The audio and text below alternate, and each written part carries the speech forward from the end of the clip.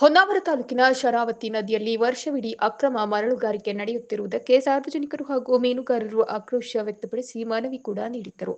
ಆದರೆ ಅಧಿಕಾರಿಗಳು ಅಕ್ರಮ ಮರಳು ಸಾಗಿಸುವವರ ನಡುವಿನ ಒಳ ಒಪ್ಪಂದದ ಕಾರಣದಿಂದ ಎಗ್ಗಿಲ್ಲದೆ ಮರಳು ಸಾಗಾಟ ನಡೆಯುತ್ತಿತ್ತು. ಗಣಿ ಇಲಾಖೆಯ ಅಧಿಕಾರಿಗಳು ಮರಳು ವಾಹನ ತಡೆಯಲು ಬಂದಾಗ ಜನಪ್ರತಿನಿಧಿಗಳ ಒತ್ತಡಕ್ಕೆ ಮಣಿದು ವಾಪಸ್ಸಾಗುತ್ತಿದ್ದರು. ಹಲವು ಬಾರಿ ಮರಳು ಸಾಗಾಟ ವಾಹನ ತಡೆಯುತ್ತಿದ್ದೇವೆ ಎಂದು ಪೊಲೀಸ್ ಇಲಾಖೆಯವರು ತಪಾಸಣೆ ನಡೆಸುವ ಕಾರ್ಯ ಮಾಡುತ್ತಿದ್ದಾರೆ.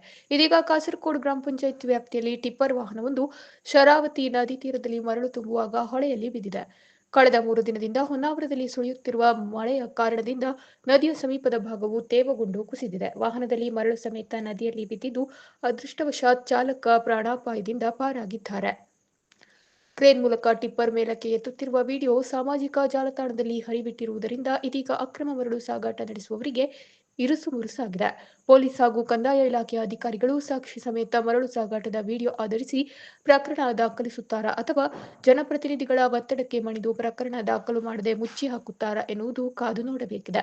ಘಟನೆ ನಡೆದು 24 ಗಂಟೆ ಕಳೆದರೂ ಪ್ರಕರಣ ದಾಖಲಾಗುವುದರ ಬಗ್ಗೆ ಯಾವುದೇ ಮಾಹಿತಿ ನೀಡದೇ ಇರುವುದು ವಿಪರ್ಯಾಸ.